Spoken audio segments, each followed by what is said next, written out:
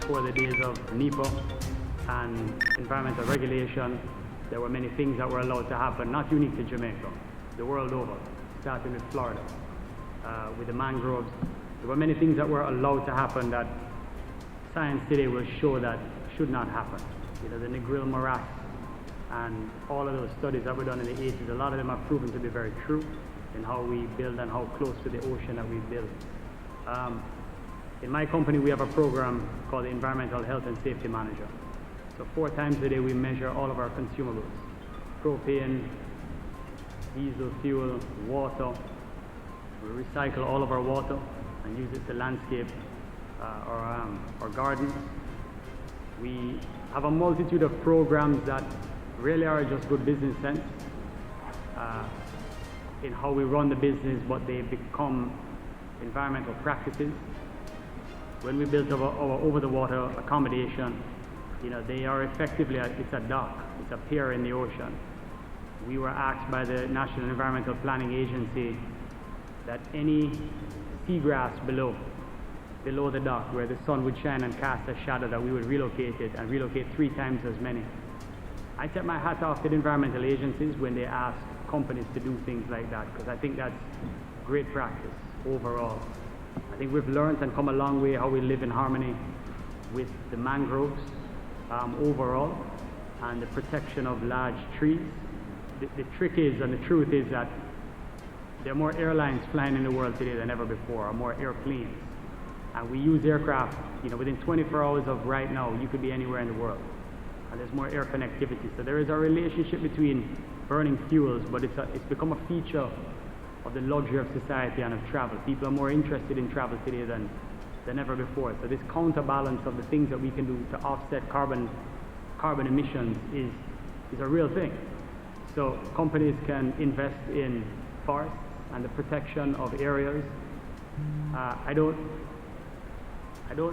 know that we're going to start flying less airplanes. What I do know is we're going to start flying more efficient airplanes. You're seeing the pivot in the automobile industry of which we are in. It is suggested that by the year 2027, that will be the tipping point where there will be more manufactured electric vehicles than there will be combustion engines. I'm actually a huge believer in the environment and doing initiatives to ensure that we do everything that we protect it at the same time for sustainable development while growing our hotel base, because people will continue to travel. First thing is that I think Airbnb is just a revolutionary thing. Airbnb has given probably people like yourselves that would probably not become a hotelier, but now you're a hotelier without probably even realizing it. You have a guest room or a cottage or a house. Dr. Morgan is here, who has his operation in Trenchtown. And we're sending people into Trenchtown. And my tour company sends people into Trenchtown because of the fascination with Bob Marley and reggae music, and people are booking through Airbnb and staying in Trenchtown. 10 years ago, that was an impossibility. But you're finding a consumer, primarily the millennials, that are experientially based. They own nothing, they lease everything, and they spend more money on themselves. So they don't have the net worth of the boomers, but they outspend the boomers officially. This is a fact. They spend more money on travel than the generation that had 50 years to collect money ahead of them and save. So they go to where they feel there is fascination. So Airbnb as a platform has given people like yourself the ability to showcase your Jamaica. So the same book that I was describing that has all of the different vendors, a consumer that is coming via Airbnb is signaling to you that they are interested in culture and they're interested in being off the beaten path. There's a much more higher probability that all things Jamaican will impress them.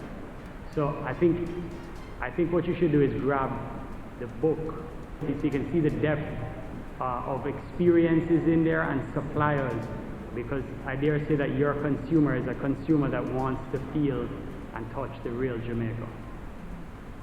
I think there are opportunities in transport. I think there are opportunities in entertainment. I think there are opportunities in agriculture. I think there are opportunities in tours. But I think whatever you're going to do, you have to be fantastic. It is about going into the industry and being dynamic. We in Sandals use Juta as our transport provider. On a Saturday, we'll move 350, 400 Juta buses. But we have a division that organizes and manages the taxi drivers. But the taxi drivers that we use have to be the owners of their bus. When they own their own bus, they're their own CEO, they get a completely different experience. We get into training, talking about the history. So, Sandals could afford to buy its own buses. We feel it's a great thing that we've done for years.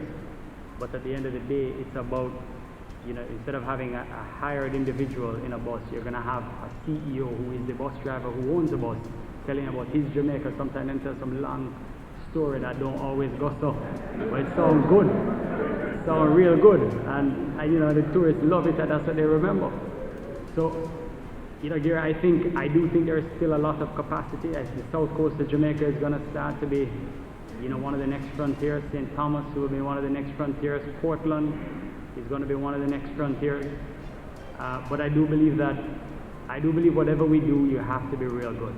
And you have to look around, and you have to look at, from a tourist point of view, you have to look at Nevada and the Moab, and you have to look at people that do things at a world-class level. But this is the off the beaten path generation. It is about organic experiences. Entertainment is something that needs organization. It's something that has been semi-controversial at the Linkages Council, and we've been kind of unapologetic about talking about the fact that we have unbelievable steel pan bands. Visitors don't want to be in Jamaica in a room like this. They genuinely don't. They want to be under the stars, on the beach, beside the ocean, with fire, listening to reggae music. We have some of the finest reggae acts. What we have lost is a lot of the mental. The mental music has sort of faded away over the years. But there are people that have made music a business. And the dance troops, they've made it a business. The other thing is that people come to Jamaica on average for 6.5 nights.